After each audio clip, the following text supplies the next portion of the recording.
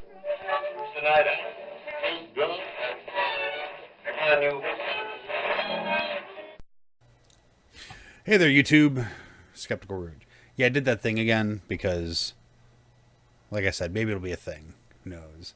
It's dumb, I know, but it's a gimmick. It's a shtick. It's a thing. So tonight, as it is, this is probably my last video before I go on vacay. Like I said, I may or may not be able to do any videos while I'm away.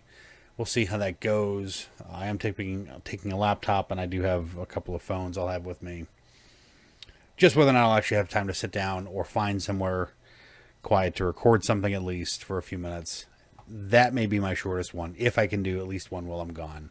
Otherwise, this one is actually going to probably be released after I leave. I've already done 2 or 3 this week, I think. I think this is my third one I've actually planned on recording for at least this week. This one I may put on the shelf until the weekend, just so I have some regular content coming out. I may record another one before I go. Chances are I won't. Tomorrow night's going to be packing and getting stuff ready, because we're heading out early on Friday morning. So, be that as it may. So today, now that I've spent a minute talking about what I'm not going to be talking about, tonight I wanted to tackle the Kalam Cosmological argument, because I haven't done any atheist content in a couple of days. I've kind of been going all over the map with social types of topics, and I saw a tweet from Non-Stamp Collector earlier, which made me think that I should get back on some of this stuff. As if you're going to be an atheist, YouTuber, but you're talking about social causes and stuff like that, for most of your videos, you're really not an atheist channel anymore. You're a social justice channel or anti-feminist channel or something like that. I'm so soft on my positions for most of the time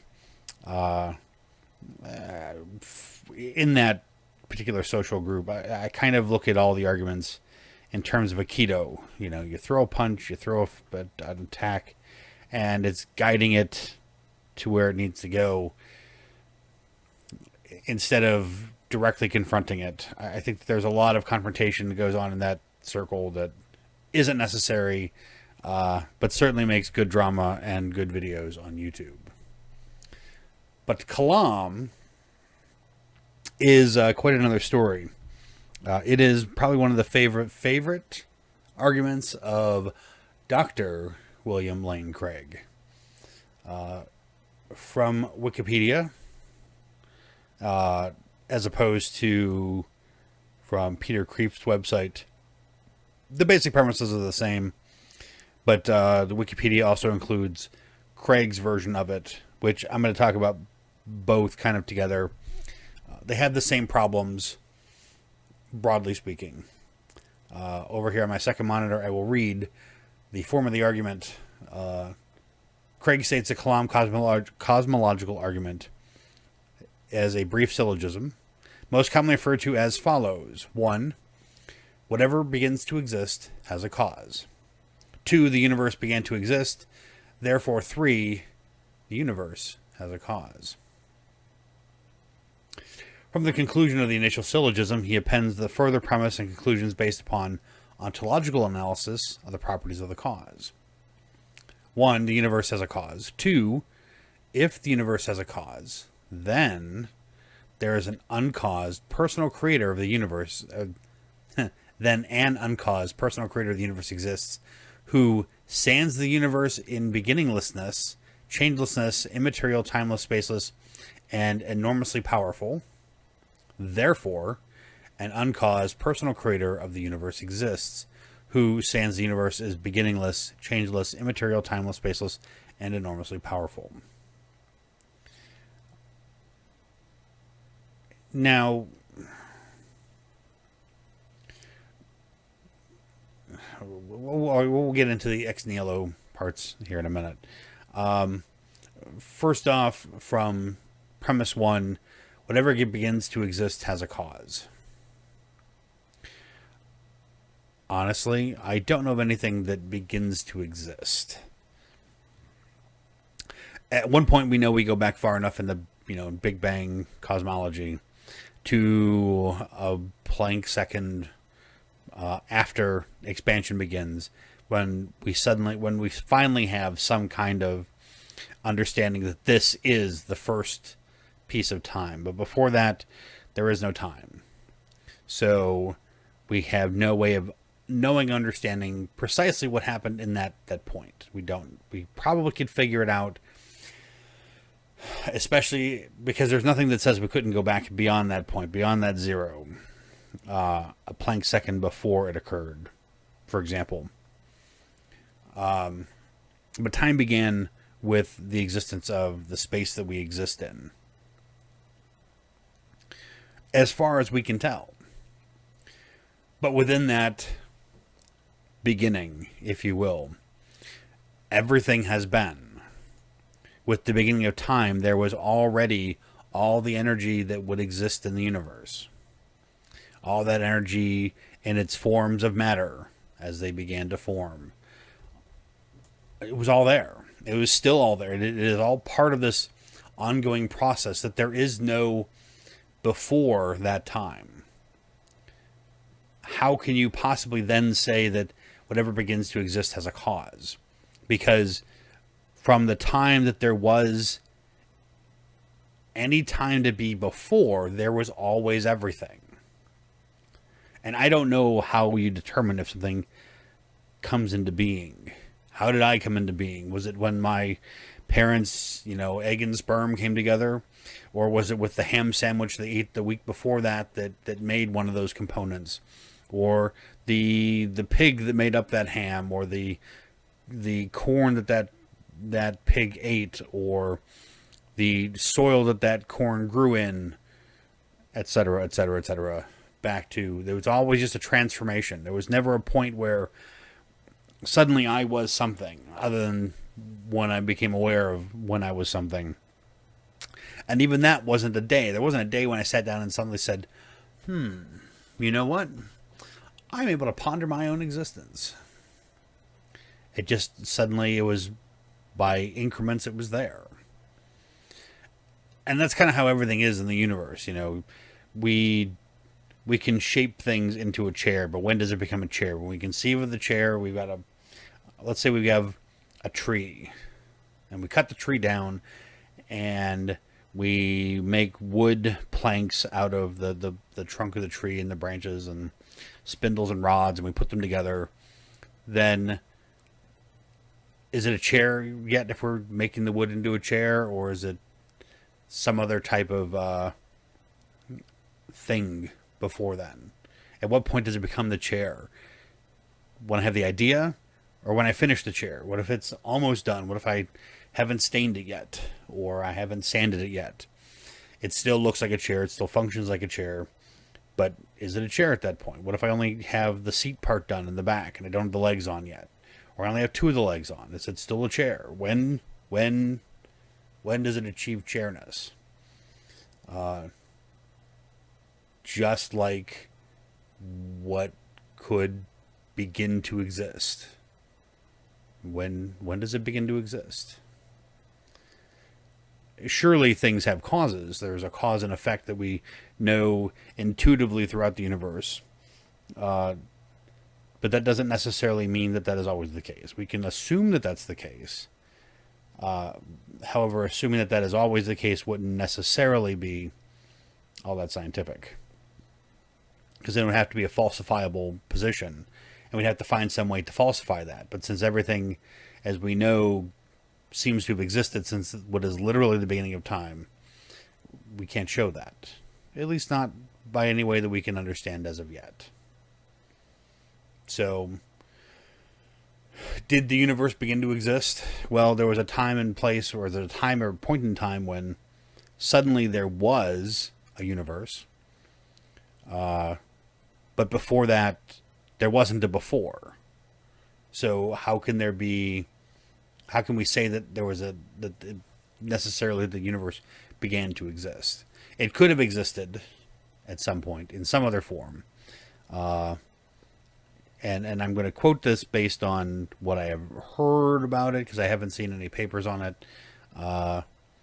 But according to some quantum physicists, according to quantum trajectories of things like the presence of time or the passage of time and the expansion of the universe and things like that, there need not have been a single point in which all things came together in a single coalescing, infinitesimally small, finite point in the universe. It could have been that space existed before time, where energy didn't exist in the form, but somehow they came together to form this thing. Like I said, I don't know, that's theoretical, but even with Big Bang cosmology, if we accept that as the valid model of the formation of the universe, we still get back to a point where there is no before. So the argument that the universe has a cause, we can't tell. We can't say that it does or it doesn't. I mean, the universe could be its own cause.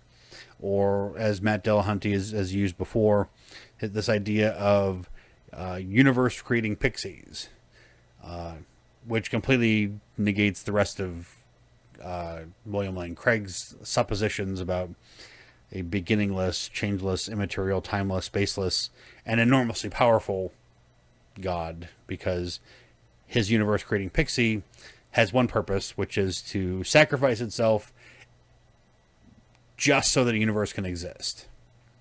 They only have just the function of creating universes, and in the process they annihilate themselves or make the universe out of themselves, or however that works. They don't have to be enormously powerful, because they don't even have to be as powerful as the whole universe. They just have this one function of universe creation. Which is entirely possible. It may seem illogical. We may like to think that because I can make a chair, that, you know, chair makers must all be more powerful than chairs. But I mean, you can kill somebody with a chair. The chair itself can be more powerful than the person. I can make a chair bigger than I could lift, and trying to lift it could kill me.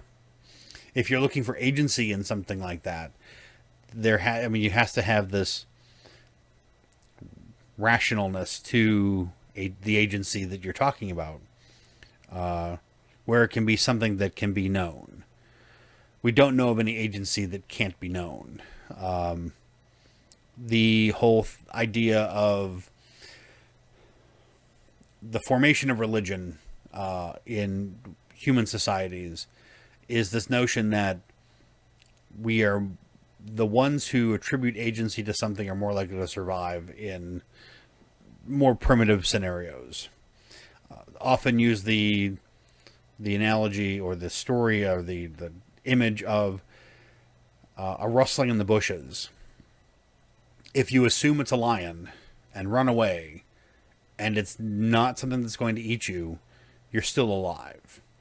But if you don't assume that it's a lion and it is, then you're lion food. You don't get to make a second choice after that. So those of us or our ancestors that implied agency more tended to be more likely to survive to imply agency another time. And that's where we kind of get this concept of things happening because of some agency. We are, through survival, bred to imply agency where there may not necessarily be agency. But we assume it, and we seem to be okay. We seem to be better for it at times. But it's not always right. In fact, a lot of times it seems to be wrong. How many times have you heard something bump in the night in your house, and you go through your house because your wife or girlfriend is scared, or you're by yourself, or your boyfriend or husband or whatever is the chicken one, and it's up to you to go look around the house, and there's nothing there. The doors are locked, the windows are closed. It's just the house settling, or a tree branch brushing against the side of the house or the roof, or something fell in the neighbor's apartment, or a dog barking outside, and you just didn't understand it when you were sleeping. That happens a lot. We get up assuming agency, realize that it's nothing, and we go back to bed. None the worse for wear. as opposed to always assuming that it's nothing. Then when it is something, you die in a house fire, you know. But how many times is it wrong? Most of the time it's wrong, as I'm saying here, because we have this assumption that it is something. We go looking to see if it's something and then find out that it's not. In the case of going to find God, we either have to imply agency well before we get any proof that it is or isn't, because we're never finding God, you know, sitting on our couch smoking a bowl or something like that. It's always, you know, well, some nebulous feeling or somebody telling us that this is, you know, our experience with God or something like that. We're not finding God anywhere. So number 3 from the Kalam, digress back to the Kalam. The universe has a cause, or an uncaused personal creator of the universe exists, sans the universe, beginningless, timeless, immaterial, timelessness, spacelessness, and enormously powerful. Again, I've addressed the enormously powerful part. I've addressed the immaterial, timeless, spaceless. We could be a universe inside of another universe in which there is time. And time, to me, seems to be directly related to the expansion of space itself, which is why we have forward progress but not backward progress, because time moves forward. I think it is purely a function of the expansion of space, but that's my theory. I am not a cosmologist, so, but maybe I'll ask Sean Carroll about that or something. I'm sure. Actually, I don't know if he's on Twitter. I'll have to see if I can follow him on Twitter, or send him an email or something like that. He'd be the guy that I'd ask about that, or Lawrence Krauss. I actually lived in Tucson, Arizona for 2 years, and worked like 2 blocks from U of A. So I could at least start with a story if I was talking to Lawrence Krauss to get him to say, hey, you know. But anyway, getting back to Kalam. I got off the topic again. So from my take on this, I don't know that whatever begins to exist as a cause, because I don't know exactly what that means, because everything since the beginning of time has always been. It's just been a reconfiguration of stuff into things that we classify as things, a topic I didn't bring up earlier, but I'm going to mention now, that where I started going with it is that everything that we make is a reclassification of stuff that already exists. We take atoms from here and atoms from there, and we kind of mush them together, and we make snowballs, or we make chairs, or we make buses, or skyscrapers, or people, or lobsters. We make this stuff, you know, or the stuff through nature is made, but it's all stuff that already exists. We're just reconfiguring it. And at what point can we say that anything becomes that thing?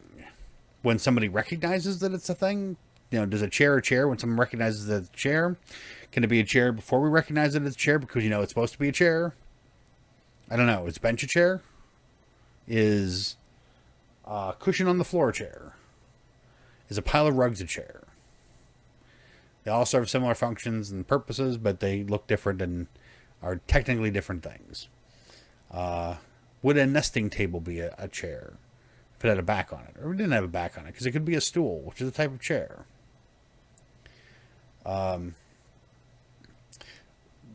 We can only assume that the universe began to exist, but we actually can't get back to the point where there was no universe. In all of the math that we do, we can't get back past I think it's about a Planck second after the expansion of the universe began.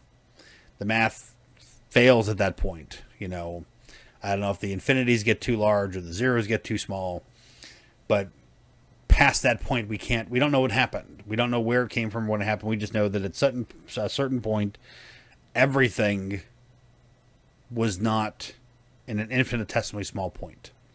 We only are assuming that before that, that's what it was, but we don't know. So we don't know, number 2, that the universe began to exist. We hypothesize and assume because we know that there was something before that point, but there was no time before that. So can you really have a before when there is no time? You know, it's like counting down to zero. If you're counting down to zero and you get to zero, you can't count lower than zero. Negative numbers are counting up in the other direction. We just don't have that zero. So, half of a half of a half of a half. And so I don't know that the universe has a cause. Following 1 and 2. As I don't think that, I mean, nothing begins to exist per se, and the universe doesn't necessarily have to have begun to exist. Time began to exist at some point. At some point, but maybe this is all there is. Maybe our universe is expanding in nothingness, or maybe we're a bubble inside of a bubble, and our bubble of universe is expanding inside the space of another bubble. Maybe every black hole that evaporates, according to Stephen Hawking's, mathematical figures, doesn't actually evaporate. It actually punctures through some space-time barrier and becomes another universe somewhere else. Maybe that's how we got here. Who knows? It's just whatever was in that supermassive black hole and that other, that other dimensional space or parallel universe or whatever, punctured through into this one and formed this universe. I don't know. Honestly, and at this point, we're not advanced enough to figure that out. And I'm okay saying, okay, well, let's work on figuring that out. I'm really interested in learning new ideas and possibly sharing some ideas that I have on that. But I don't do the math. Pure theory. Not that I don't like math. I like math. I'm just... Math and I... We're like whiskey. Whiskey and me, I like whiskey. And the next morning, whiskey's not usually that friendly to me. But that doesn't mean I won't drink whiskey, Math, I like math. I am not the greatest at math, and I try math. I actually kept all my college math textbooks because I figure someday maybe I'll do better. But be that as it may, 22 minutes, 42 seconds into the actual recording of this video, I'm out. Like I said, I'll probably record this one, upload it at some point, maybe this weekend. And then we'll see about recording next week. If I don't have anything next week, sorry, I'm out of town. I might try to shoot one out just to keep things afloat, but I'm driving out of state and driving back, whole day away. Whole week away, but we'll see. So by the time you see this, it might be the weekend, it might be early next week. But this is my effort for now. That's it. That's my Kalam. I didn't even really get into Craig and the ex nihilo stuff because we don't know that anything was brought into being from nothing. Lawrence Krauss would argue that even nothing is something. And I would argue that I don't know what a nothing is. We don't have any examples of a nothing. I can't say that we can ever have brought anything in. Like, there can be an from nothing, because I don't know what nothing is. We don't have any examples of it. If we had an example of nothing, it would be something, and therefore it wouldn't be nothing. It's contradictory in itself. So, all right, 24 minutes. That's good enough. I hope I wasn't too boring. I hope I maintained appropriate eye contact and all that fun stuff. I want you to like, comment, share, subscribe. Tell your friends. Tell your enemies. Tell people that you meet at Starbucks or Subway. Hey, go check out this channel. This guy talks a lot. But it's good to put on, like, if you're driving somewhere or trying to take a nap. Just put it on in the background. He talks a lot, and he'll put you to sleep if you really listen. Or he won't if you really listen. He will if you don't really listen. That's it. Yeah, that's it. I keep thinking I have something else to say, but no, that's it. So, goodbye and hello, as always. If it doesn't,